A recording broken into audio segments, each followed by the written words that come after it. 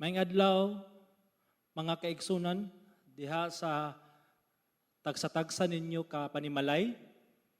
Ako naghinaot nga ang inyong kasing-kasing, inyong unahuna, andam na sa pagdawat sa pulong sa Dios. Mag-aampo kita. Amahan nga labing gamhanan, among ibayaw ang imong ngalan. Ikaw o Dios ang magalihok sa muang kasing-kasing ug unahuna karon. Nga imong pulong amo ang masabtan ug among makinabuhi o Dios. Tabangi kami nga amo ang focus kanimo lamang karon ug tabangi usab kami nga sa matag adlaw o Dios ang mga kamatuoran nga among madunggan makabag-o sa among kinabuhi ug mahisama kami sa imong bugtong anak nga si Hesukristo.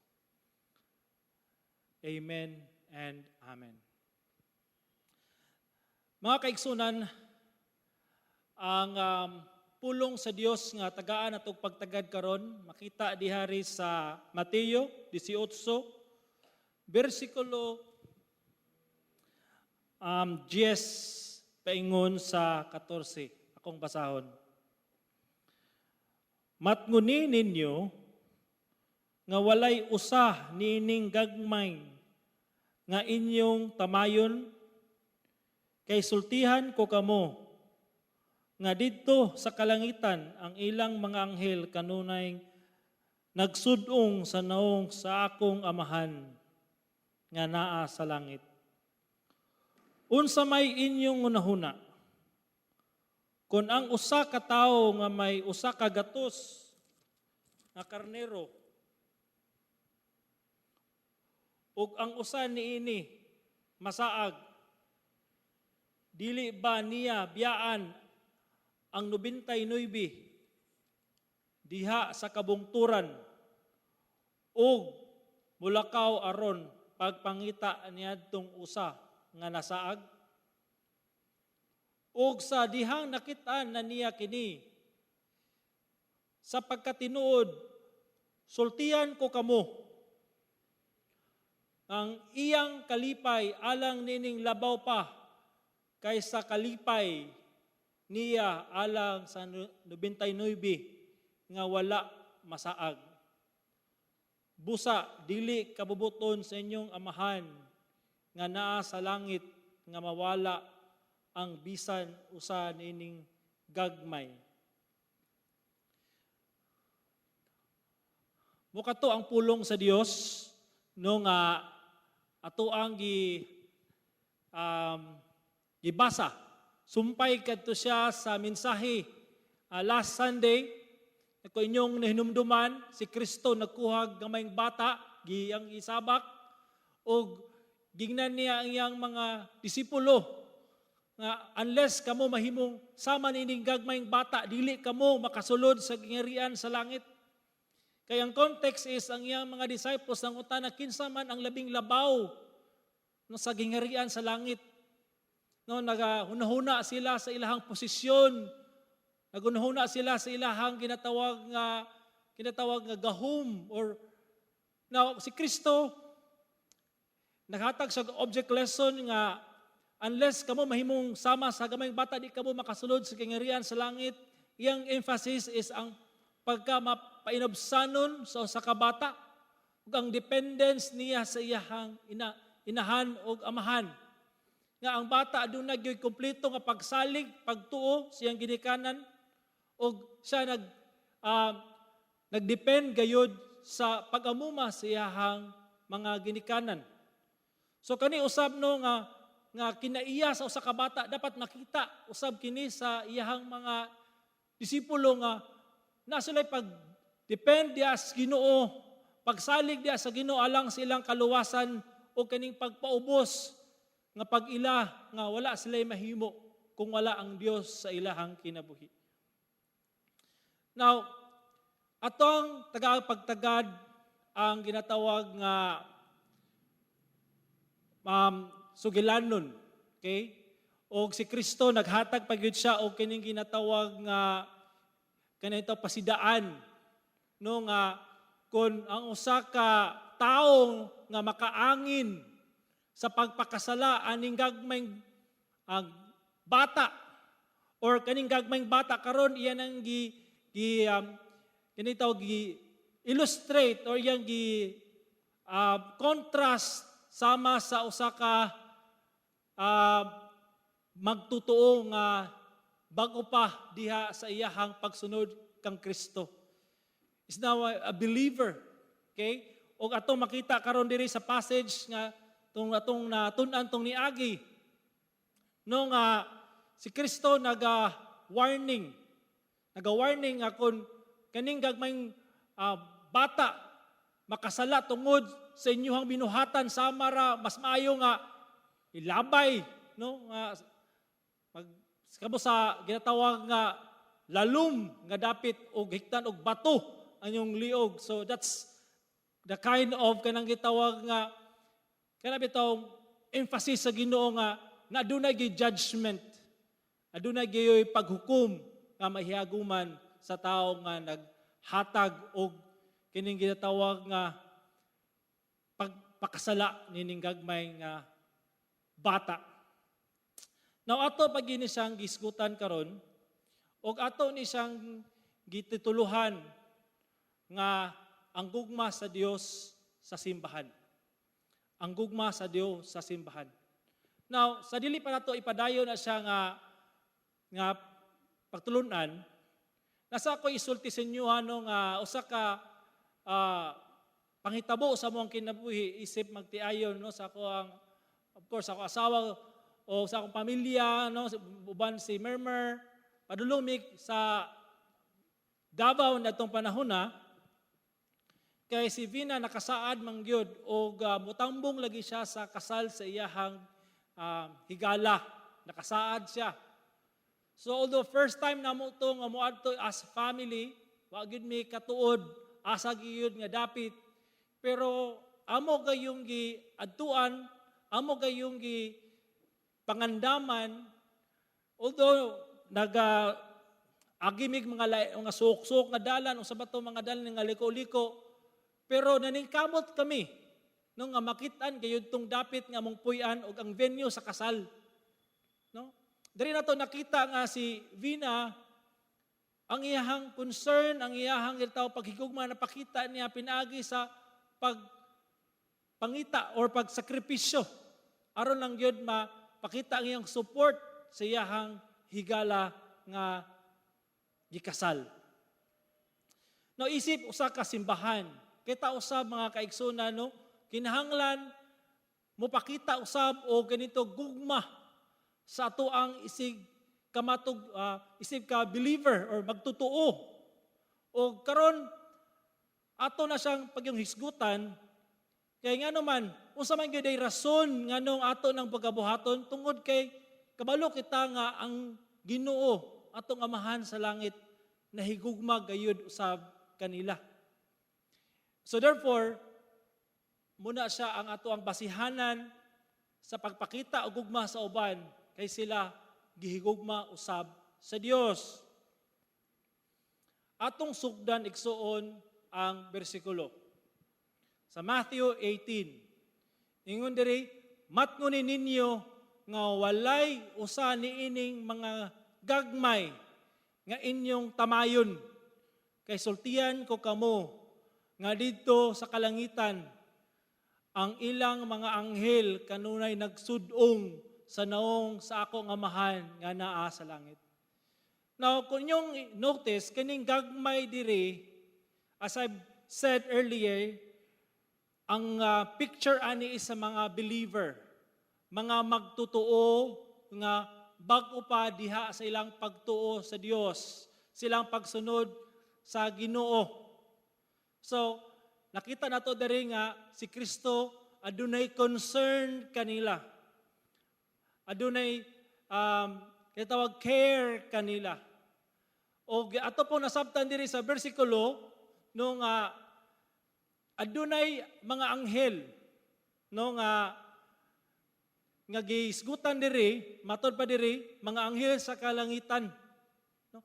So nakita nato nga naday role ang mga anghel sa mga kinabuhi sa magtutuo. And reference pa na sa Hebreo 1:14, dili ba ang mga anghel, mga espiritu lang nga gisugo sa Dios aron motabang sa mga tao nga modawat sa kaluwasan. So they are servants of God, helping those who have received salvation. And of course, those believers. So naay doktrino nga nagsulti na ang matag magtutuo adunay anghel nga magbantay. So dili gina siya ingon nga konkreto gayud nga tinudloan sa Biblia, pero ang point lang diri nga naay mga anghel nga sinugo sa Dios nga care, alagad niadtong recipient sa salvation. O katong nakadawat sa kaluwasan, aduna usay mga I believe kalihukan sa mga anghel sa ilahang kinabuhi. Now, ang point lang diri is this. Sa verse 11, ingon ni Jesus Christ, kay ako nga anak sa tao, mayani dinhi sa kalibutan, sa pagluwas sa mga tao nga nangawala tungod sa ilang mga sala. Now, gi-remind ni Jesus Christ ang iyahang mga disciples ang reason, ang purpose sa iyahang pag-ani sa kalibutan. Nga ang iyang pag-ani sa kalibutan mo ang pagluwas sa mga tao. Unsa man ni mga tao, unsa man ilang kahimtang mga tao sila nga nangawala. Ano nangawala? Tungod sa ilang sala. Sa ato pa di ay kining sala mo timailhan nga ang tao nawala sa passing sa ilahang relasyon sa Dios, nawala sila sa ilahang ginatawag nga kanang pagtuo sa ilahang sa Ginoo o ilahang karon gituhan na karon ang ilahang kaugalingon nga kagustuhan mas gisunod nila ang ilahang ginatawag nga kaugulingong pagbuot kaysa pagbuot sa Dios. That's called rebellion. Pero ang mission ni Jesus is to save and seek the lost. Og mo po na ang gisulti sa Isaiah 53, no? Kitang tanan sama sa mga karnero nga nasaag, ang matag usa ka nato, nagpatuyang lang sa pagbuhat sa atong gusto. Now, karon, gi-describe diri, no, ang tanan makasasala o nagpatuyang silang gusto o in short, nangawala. Now, kani karon nga illustration sa verse 12, ang context ani sa mga nangawala or nasaag, dili ni sila kanang ginatawag bitaw nga marag wala pa nakaila sa Dios. Ang karon, ang context ani muning mga tao nga nakaila sa Ginoo, nakabaton og relasyon sa Ginoo, pero sila nasaag. So, this illustration is an illustration or illustration nga nag-illustrate sa kahimtang sa usa ka magtutuo nga nasaag. Okay? So dili ni siya ang context na dili ni siya context sa evangelism, but saving those or helping those individuals nga naay relasyon sa Ginoo nga sila Kristohanon pero along the way sa ilahang paglakaw nasaag. Okay, muna siya. Now, sa verse 12, ingon ni Jesus, unsa may inyong hunahuna? Kung ang usa ka tawo may usa ka gatos nga karnero, ug ang usa niini masaag, dili ba niya biyaan ang 99 diha sa kabungturan? So si Jesus Christ karon naghatag og illustration sa iyahang mga disciples. Unsa may nasa inyong inuhuna? Now, ang mga shepherds is a common job atong panahona. Okay, and kabalo sila unsa gyud ang nature sa work sa usa ka magbalantay sa kanero. Og dere giklaro ni Jesus nga, for example, na usa ka magbalantay sa kanero. Aduna siya usa ka gatos. Unya ang usa nawala. Di ba biyaan yang 99 o 99 o pangitaon tong usa? Now karon murag dili kay ta ingon nga murag sa may sense ani nga grabe ba gyud kaayo nga paghigugma sa karniro sa magbalantay sa kaniro sa usa nagbiyaan man niya ang 99. Na para mas maklaro nato ni siya nga illustration ato ni siyang lahion, okay? For example, ikaw usa ka amahan adunay upat ka anak. Niadtong gabi na natulog unya sa inyo pagkatulog na short circuit sa balay og ni spark og ni kalayo og ang kalayo na ginahinay og katay sa atop og asa man dapita og nidako ang kalayo. Unya ikaw amahan kay nabantayan na nimo nga kusog na kayong kalayo ug ang imong instinct unsa man imo gayong luwason ang imuhang pamilya, di ba? So therefore ang imong baton karap-karap ato ka sa kwarto imong ipang safety ang imong anak ug ibutang nimo sa dapit nga safety ug imong i-make sure nga uy 1 2 uy, upat man na akong bata. Na isa nabilin. So, biyaan ni mo ning tulo. So, sa ka-safety nga lugar, o pangitaon ni mo ning usa. O, sudungon ni mo. No, ang init. Buhaton ni mo yung makaya. Aron lang yun, maluwas ning usa. Kaya nga naman, dili kompleto. Kulang og isa. So, sa dihang imo na to siyang nakitaan sa wakas, medyo ka, maratikali, struggle hindi tao ginhawa, pero imong gigakos, imong safety. Uban ang imuhang, of course, asawa dito, o makaingon ka, dako ang imuhang kalipay. Kaya at least kompleto ang imuhang anak. Now, the same, I believe, ang concept diri, nga kaning 99 nga gibiyaan is naani sila sa usa ka safe nga lugar. Gibiyaan sa magbalantay sa kaniro pagpangita lang sa usa kay nga naman dili kompleto. Ang usa importante. Dili tungod kay ang 99 dili siya importante pero ang usa importante, ang matag usa importante. Dili siya mahimuta nga dili kompleto ang iyahang mga karnero. Now atong tanaon karon diri. Kay muna siya lugar no ang picture sa ako sa story ganina nga akong gisulti. No so usay buhaton sa magbalantay sa kanero. So verse 12b, mulakaw aron pagpangita. Iyang sudungon asa dapita to ang iyang karnero nga nasalaag mga iyang mga sa baka no nga mga sagbot iyang mga ukayon, mga kahoy sa badya, sige siyang panawag siyang mulakaw siya. Aron pagpangita. This is not an easy job, pero muni ang iyang commitment sa pagpangita. Gayod. Unsa man, ni adtong usa nga nasaag.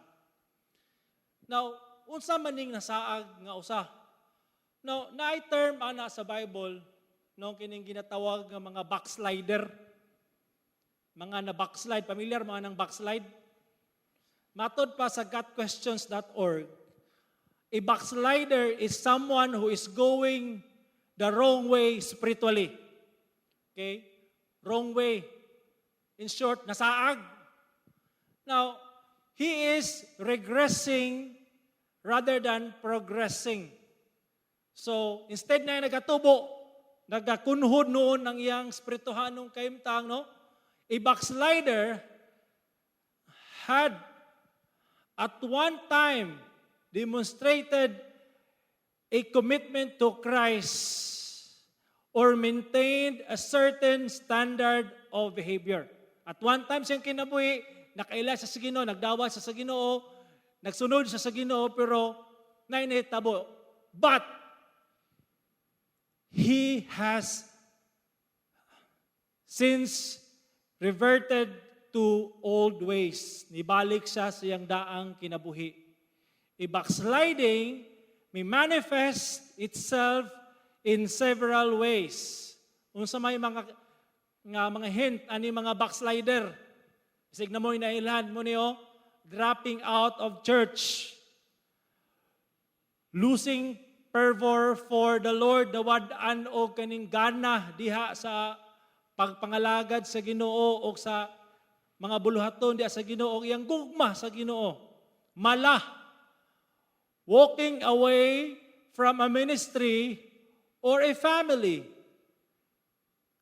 falling back into old habits. So muna siya ang mga backslider, mga tao nga adunay kinatawag nga pag-ila kang Kristo, pero nahitabo silang kinabuhi nga ni backslide sila sa ilahang pagtuo. So muni sila ang gisgutan diri sa mga nga karnero nga nasaag. Part siya sa flock, part sa panon, pero nasaag.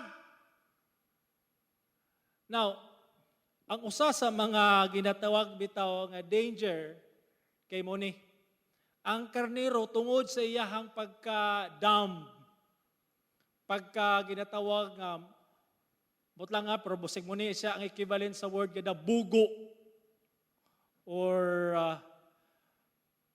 kanag yung alamag or dumb, kay paminaw niya nga wara, doon nasaag na siya, wala na siya sa panon, pero siyang unahuna muragwa siya nasaag. Sumun ang pinaka-danger nga nawala na ka, pero imong unahuna, okay ra ka. Walay nahitabo. So, kining backslider, dili lang din siya ingon nga murag wala sa simbahan. Naapo din sila sa simbahan, nagpa-as if nga murag naara, pero in real sense, spiritually, they are lost. They're lost. Og muna siya ang mga tao karon nga concern ang Ginoo to bring them back. Let's continue, no? Adunay mga pipila ka rason nga nung nasaag ning mga karnero sa Dios. Number 1, hiwi nga pagtudlo. Matod pa diri sa 2 Pedro 2:1, apan may mga mini nga mga propeta usab diya sa katawhan, meaning sa mga Kristohanon, sama nga adunay unyay mga mini nga magtutudlo diha kaninyo nga sa tago magpasulod sa mga makadaot og lahing pagtulunan og naglimod pagani sa agalon, meaning kang Hesukristo, nga maoy mo nagpalit kanila og nagdala kalit nga kalaglagan diha sa ilang kaugalingon. So, mga kaigsunan, magbantay ta.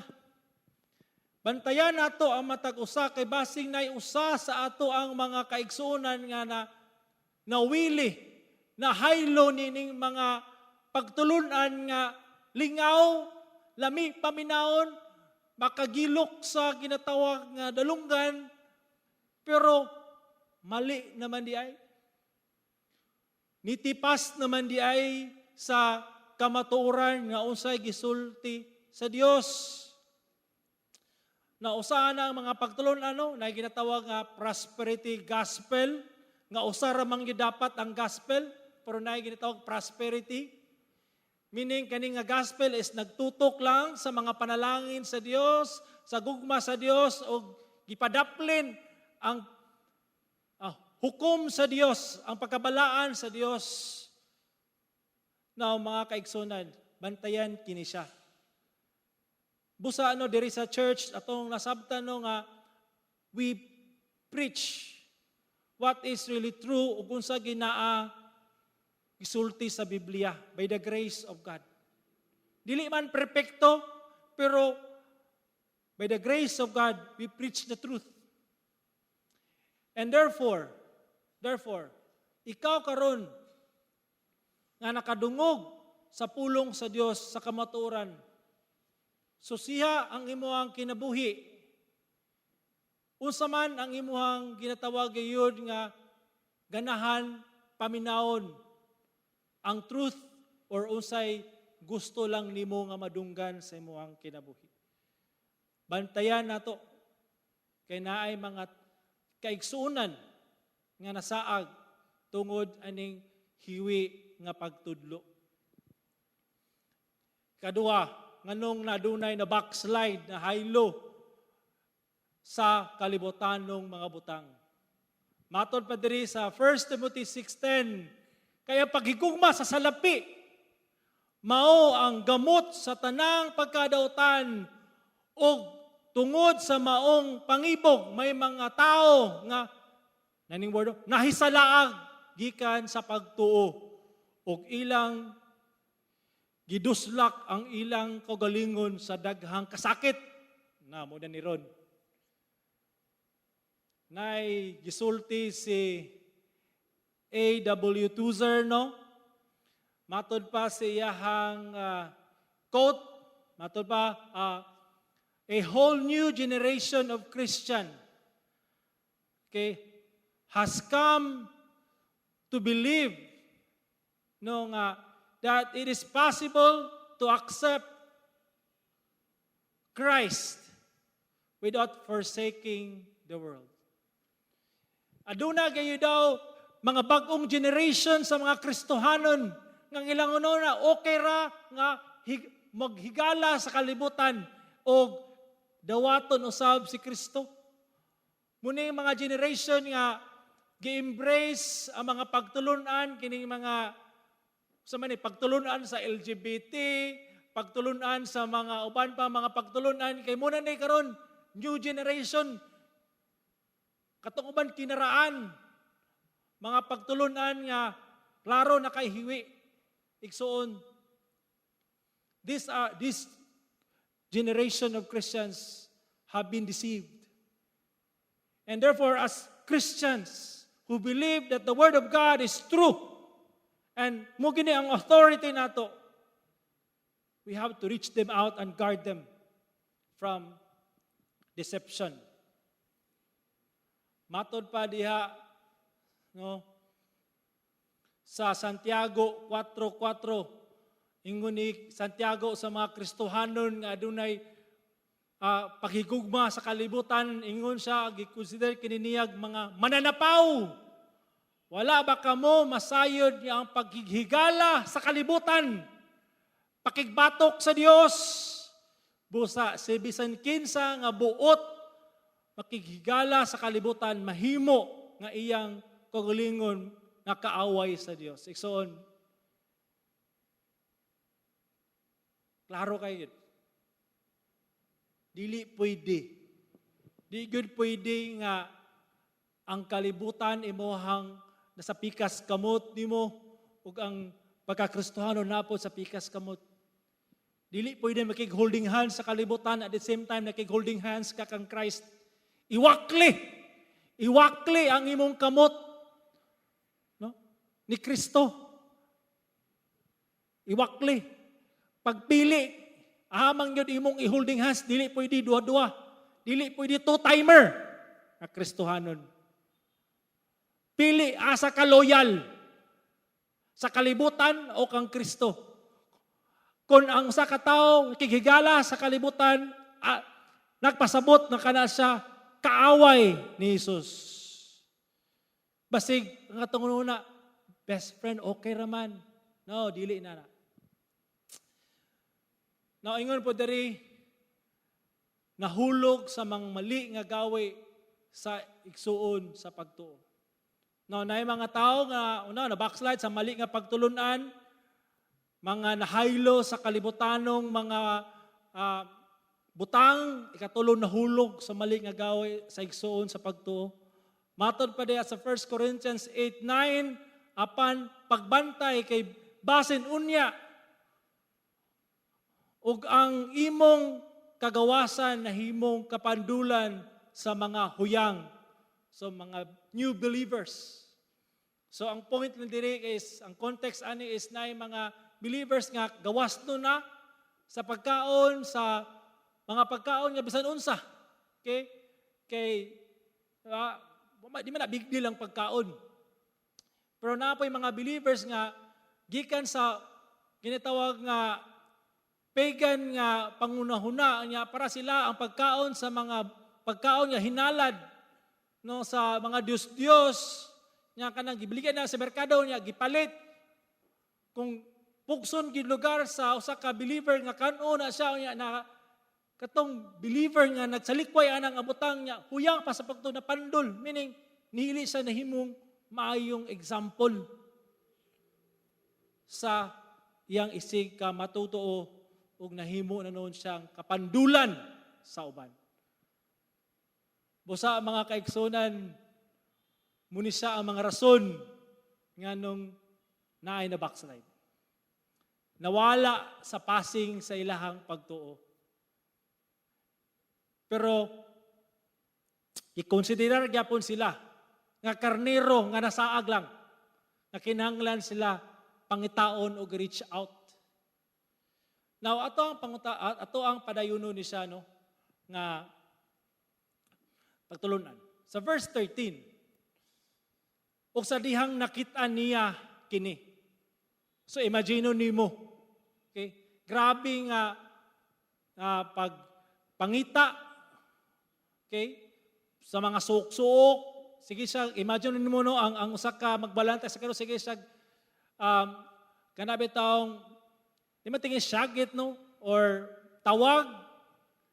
I don't know, sa tingin yung tawag, miming or whatever, no? May basta kabalo siya. No, nga, kani, kumadunggan siya ang karnero, makadungog. Aduna gyoy, dako nga posibilidad nga siya mahibalik. O masgutan pa nato naon niya. Makita niya. Mato pero sa pagkatinuod, sultihan ko kamo, ng iyang kalipay alang niini, labaw pa kaysa kalipay niya alang sa 99 nga wala masag. Grabe ang iyang kalipay kaysa wakas, kumplito na ang akong mga karnero. Ang isa nga nasaag, nakita na. Although tingali na ay mga butang sa iyang kinabuhi nga medyo tingali, daghan na o ganang mga samad-samad, whatever, basta importante siya nakitaan. Og dako ang iyang kalipay tungod kay ang nasaag nakita na. No, sa Ezekiel naay gisulti ang Ginoo panagna, no? Nga naay mga magbalantay sa karnero nga wala nagbuhat sa ilahang ginatawag nga gusto. Wala nagbuhat sa usay gusto sa Ginoo silang kinabuhi.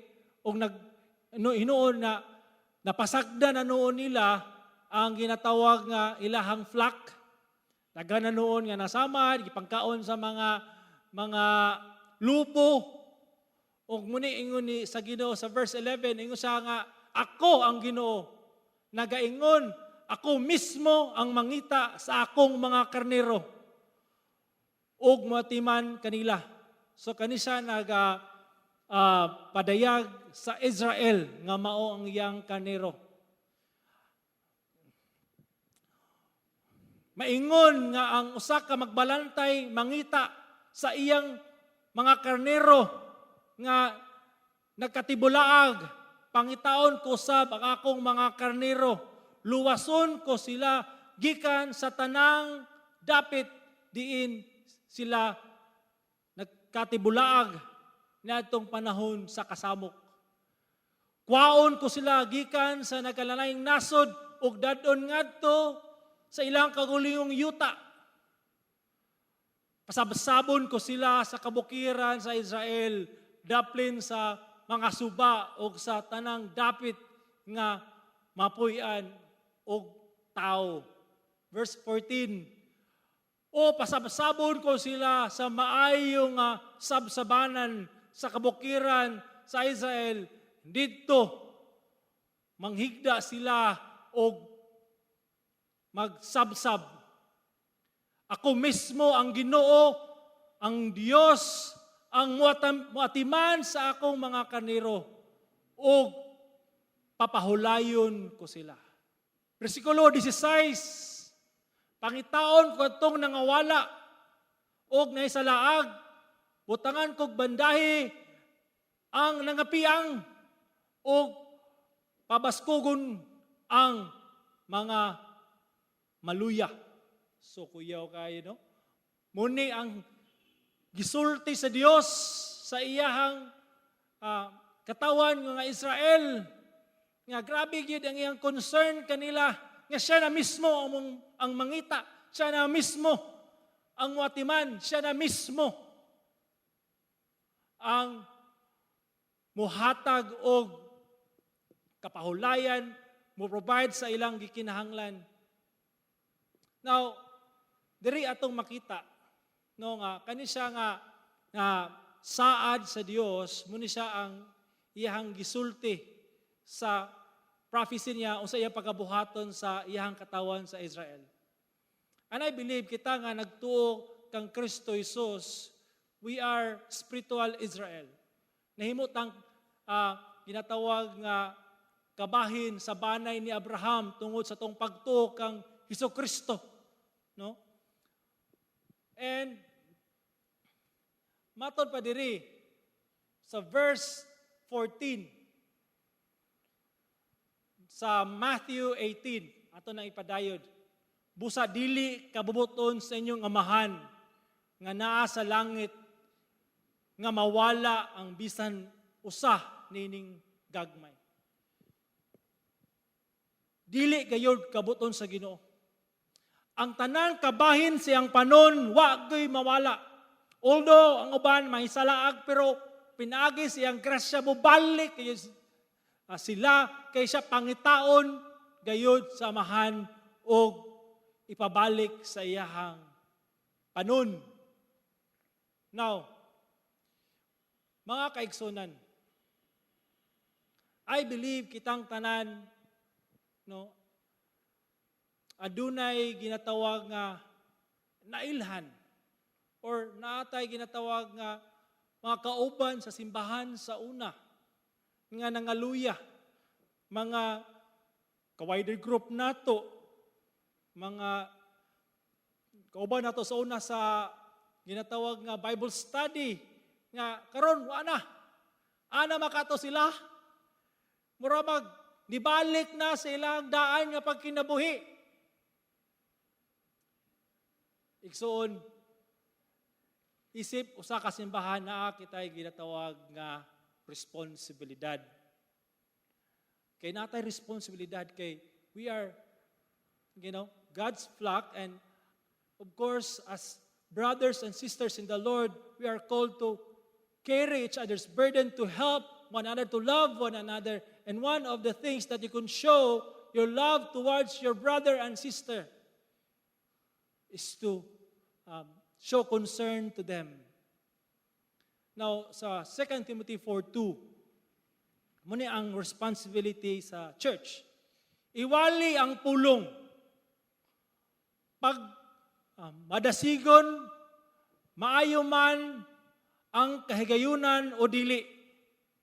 Himua ang pagpamadlong, ang pagpasidaan, o ang pagpandasig diha sa tanang pagkamainan tusod o sa pagpanudlo. Mo kani siya ang gi-charge ni Paul kang Timothy. Nga iwali gayud ang pulong. Unsa ang tinuod, iwali ko mahimo pagbadlong, pasidaan, warning.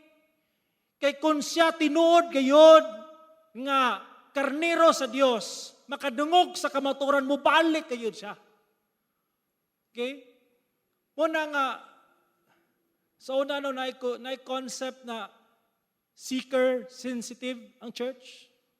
Nga ang iwali is katong gaan, ang iwali is katulang madawat, blessing, and usaba.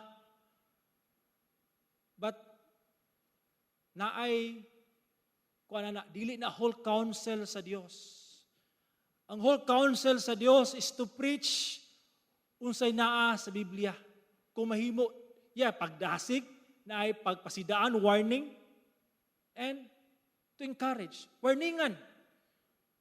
Kung na ay kaigsuunan nga nihiwi na sa iyahang pagtuo, you can call that person, Brad, kamusta naman ako ka, Brad? Dili na maayo, imong gibuhat. Kung tinuod ko siya nga, karnero sa Dios, He will come back. Mubalik kayo siya. But we have responsibility to reach them out. Unsa pa gyud ang responsibilidad sa simbahan? Kani sa 1 Timothy mo ng responsibilidad sa pastor, sa wider group leader, no nga muwali, musulti gayud sa kamotoran, bata sa whole. Unsa man. Matod pa diya sa Galatians 6:1, karon mga igsoon, kung may usa kaninyo nga nahulog sa pagpakasala, muna ni karon mga Kristohanon, mga nagtog ang Hesus nga nahulog sa pagpakasala, na backslide. Kamo nga gitultulan sa Espiritu Santo, angay nga mutabang kaniya aron mahibalik siya sa husto nga pagkinabuhi. Apan kinahanglan buhaton ninyo kini sa malumo nga paagi. Meaning na care gyapon dili harsh. Na dili kami mong harsh, Brad. Sa mana na care ba malumo, gentle way. O pagbantay usab kamo sa inyong kagalingon kay bisan kun kamo makasala usab. Pagbantay basig tungod na noon si mga ginabuhat, ikaw mo inuoy na damay, imbes siya noon imong i-reach out, kamo noon duha. Now, ang point ani is this, muna atong role as a church. Okay? Now, nganong man na ay disiplina sa church? Nganong na may discipline? Nganong na may ginatawag nga pagpahulay? Ang word manggodara is pagpahulay lang sa, pagrest lang sa, mas tagaan ng panahon sa pag-ampo. Pero nag-iuban nga, bis idisiplina, mapatuyang na noon silang gusto o wala na noon sila, nitipas na noon sila sa ilahang ginatawag nga pagtuo. Pero ang point man dapat sa discipline is to restore believers nga nakasala, nga nahulog sa pagpakasala. Restoration ang purpose. And then encourage them, assist them, help them, unsay atong matabang sila nga sila mahibalik sa husto nga pagkinabuhi. Muna nga, ako as a wider group leader, from time to time, kapanawag ko, kumusta na ka, Brad? Murag, wala na lagi ka kakuan,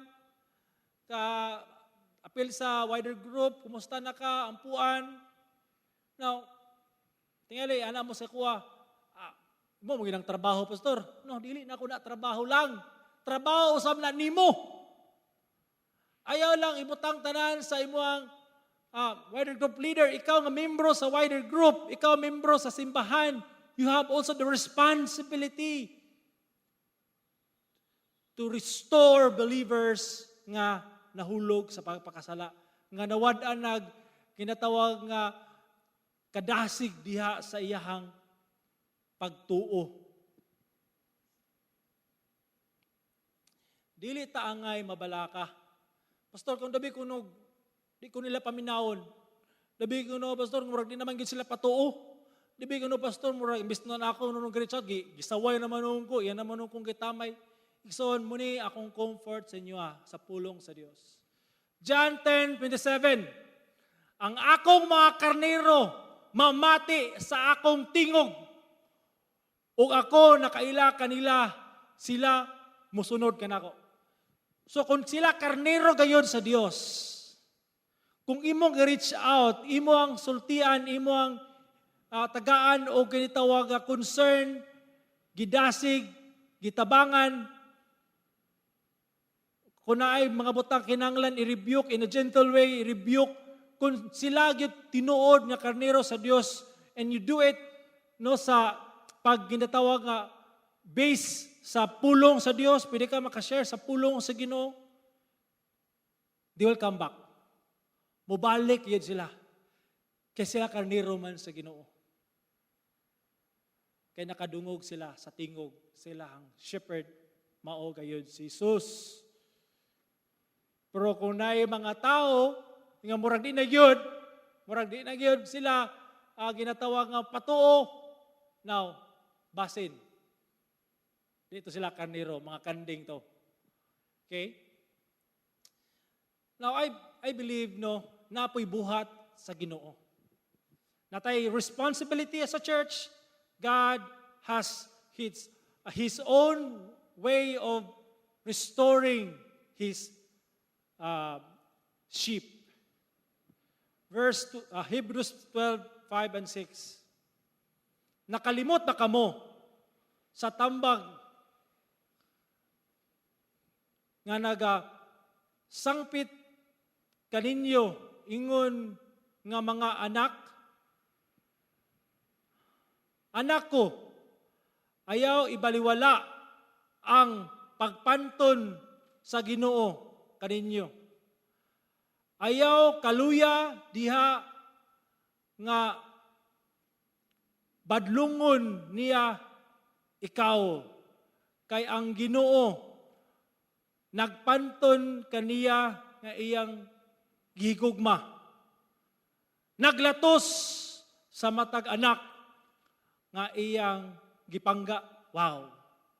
God, I believe, maghimo sa circumstances nga ang iyang kaniro mubalik kayon. That's why naay mga pangitabo sa kinabuhi nga makapahigmata kanila nga mubalik kayon sa Dios.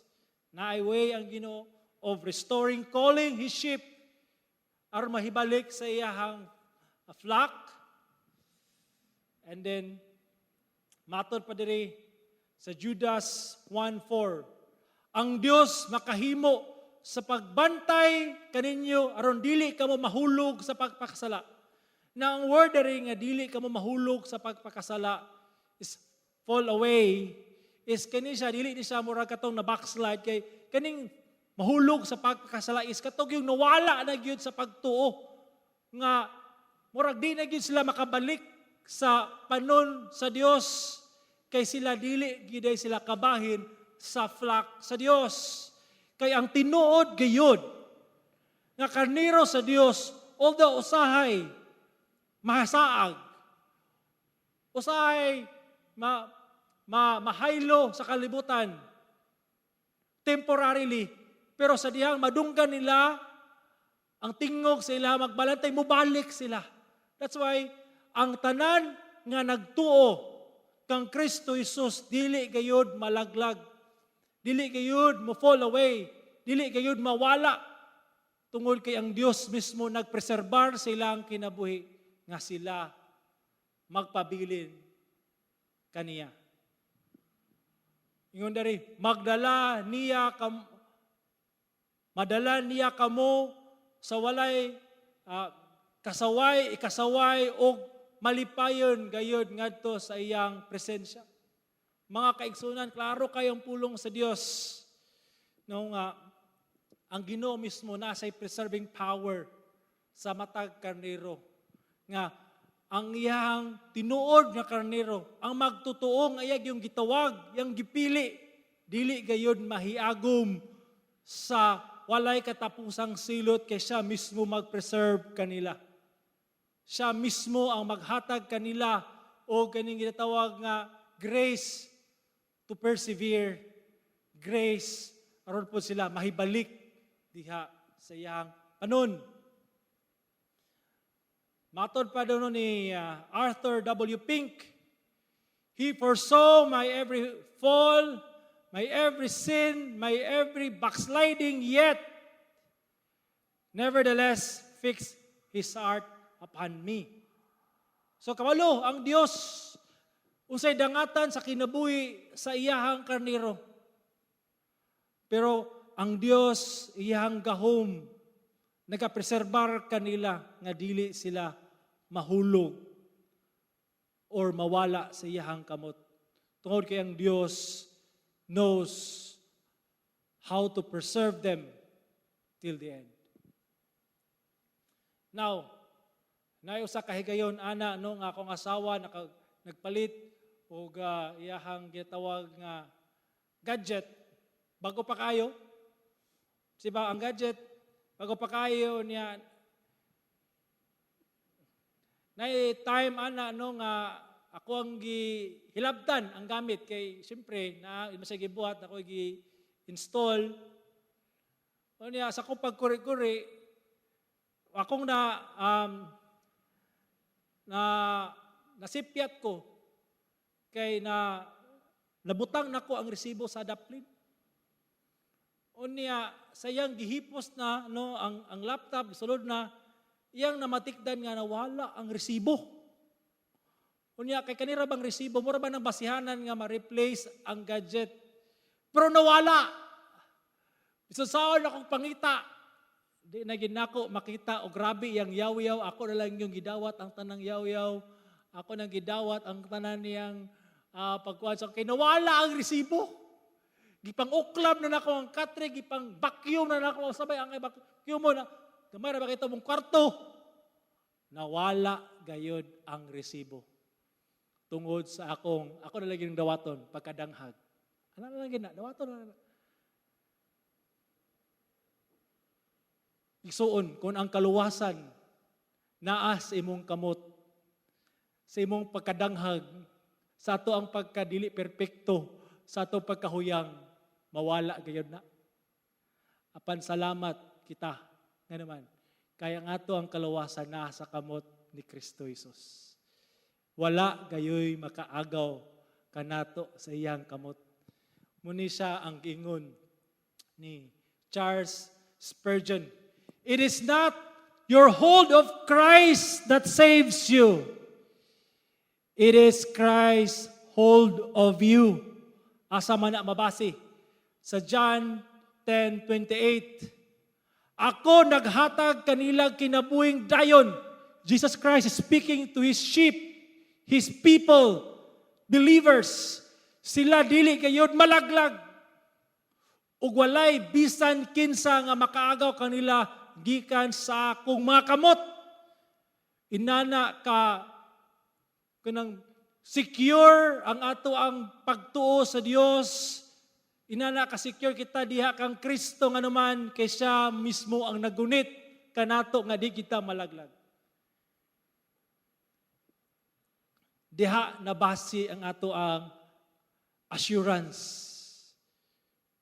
Diha nabasi ang ato ang kalinaw diha sa ato ang kaluwasan kang Kristo Jesus. Subusa mo kani siya ang ato ang pinakaunod sa mensahe. Ang gugma sa Dios sa simbahan nagsiguro sa ilang kaluwasan.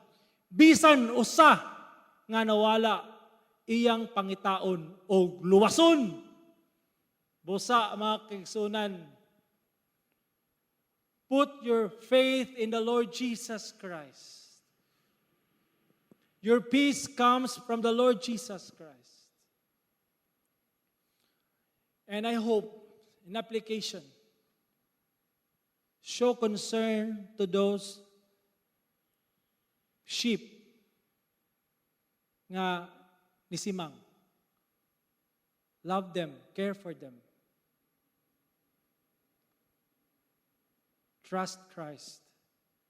He is your source of hope and salvation sa imong kinabuhi. Kampo kita. Salamat o Dios sa imong pulong. Salamat sa imong grasya kanamo nga kami imong gitagaan og kusog nga makapadayon sa imong pagtuo kanimo nga kami imong yung gipreserbar ug mulahutay kay ikaw man Ginoo ang nagalig-on kanamo. Busa amahan ako mga pag-ampo nga you will preserve your people. Lord, I pray nga ikaw usab Ginoong Dios magahikap atong mga among kaigsuonan nga nabugnaw na silahang pagtuo kanimo. Call them back, O God. And I pray in the name of Christ that you would also strengthen us, Lord God, to do unsay amo ang tahas ning imong gihatag kanamo. We give you praise and honor in Jesus' name. Amen.